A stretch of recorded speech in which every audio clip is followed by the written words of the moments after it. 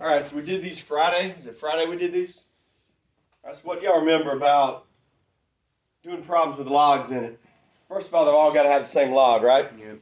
And if they all have the same log, Kelly, what can I do with them? Mark them out. Now, if it's a plus in between them, when I bring it down, I got to times it. What do you do when it's minus in between them? Divide. So y'all got 119 divided by W equals 7. So I'm going to write it as 7 over 1. All right, y'all work it out. Now, this is new stuff. We just started doing it, but you do have some of these on the midterm. So we are going to spend some time next couple of days doing these as much as possible. But I'm only putting the easy ones on the midterm, like this one.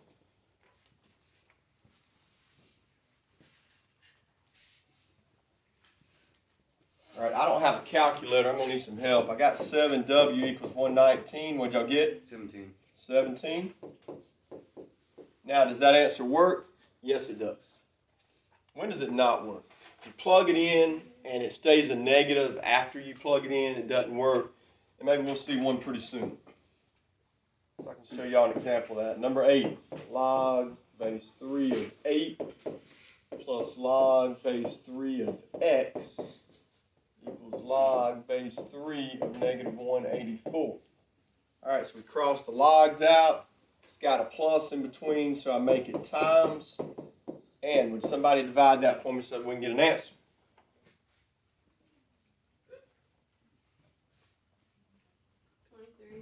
Twenty-three. So it's negative 23. All right, so that's negative 23, which means we're going to have to throw that answer out. Because if you try to plug negative 23 right here, you can't have a negative number with a log. So this one, I don't have any answers left. So this one's a no solution.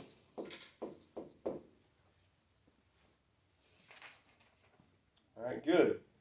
Wow. Guys, number 9 is what we just did on the warm-up. So we'll skip it. We'll skip 9. Just write warm-up up under it. Let's go to number 10.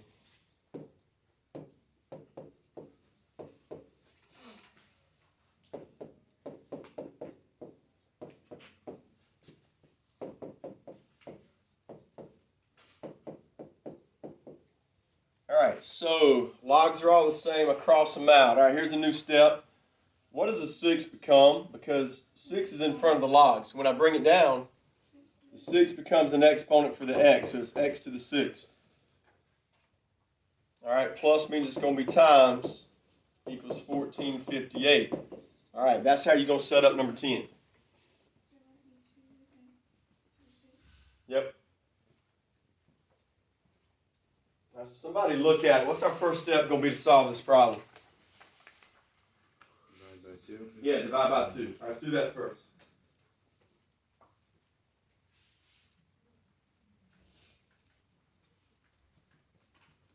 I got 729, so I got x to the 6th equals 729.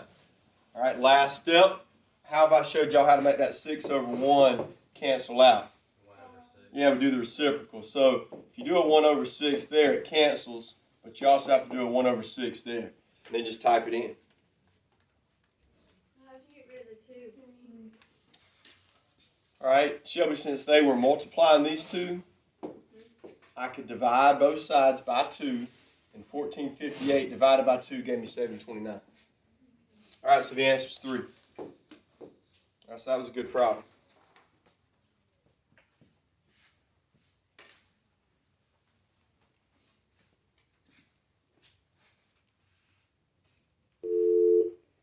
Coach Aaron, Yes, I need Shelby Lynn to the media center, please. gotcha. Thanks. All right, so y'all try 11. It's a combination of our new rules we just used. See if y'all can set it up, work it out, the whole thing. Working it out should be easy. You're just going to type it in the calculator.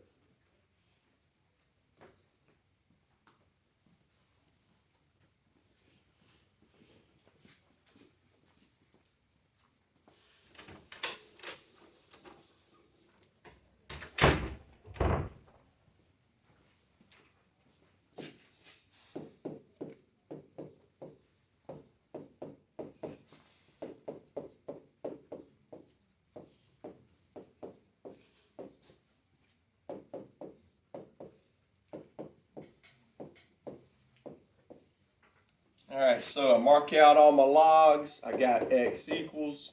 I know the 1/4 is going to become an exponent there, so that's 4,096 to the 1/4 times 729 to the 2/3. Now you just type in the calculator. Why are they exponents? Okay, that's just a rule. It's a rule we learned Friday. Anytime you got a number in front of the log, that number becomes the exponent for the number behind the log. So that's going to be the exponent there. That's going to be the exponent there. So we did this Friday. Now you just type it in.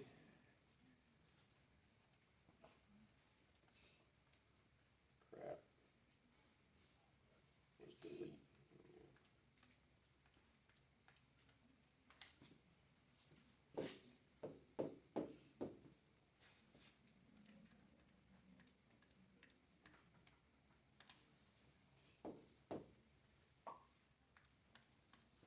I got 648.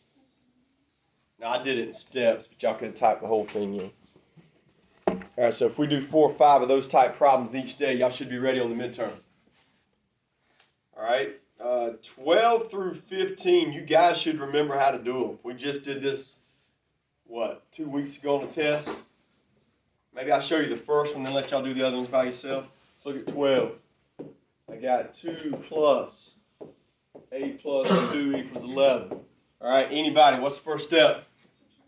Good, you got to get the square root by itself, so I'm going to subtract 2. That gives me square root of 8 plus 2 equals 9. All right, next step. Yeah, you got to get rid of the square root, so I got to square both sides. So I got 8 plus 2 here. 9 squared is 81. So your answer is 79. All right, so you guys do 13, 14, and 15. We'll check.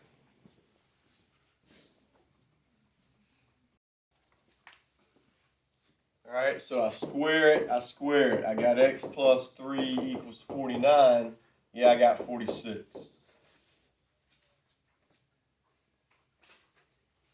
All right, we'll get 16 and 17 done, then we'll go to break.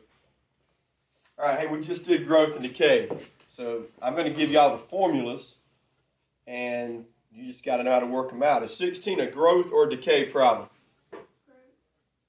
Let's check it out.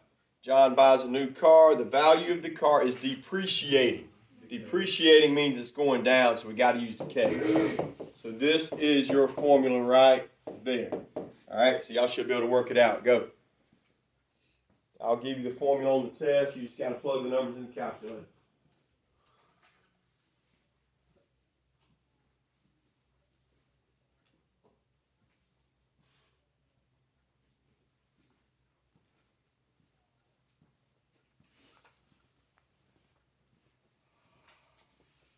So we start with $28,500.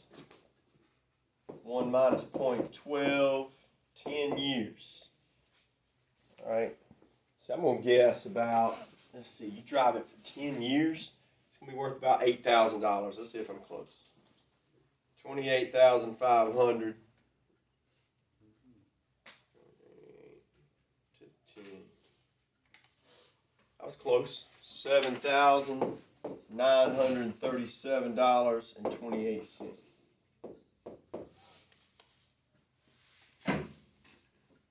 All right, let's go to 17. All right, this one you don't have to work out. You should know it just by looking at the answer, or just by looking at the problems. This one a growth or a decay? Decay. It's decay. How do you know? Yeah. Look in here. If it's less than $1, it has decayed. If it's more than $1, it has grown. This one's decayed. How much has it decayed by? 40%. 40%, because it went down by 40 cents. It started at $1, it's now at 60 cents. All right, let's go to break.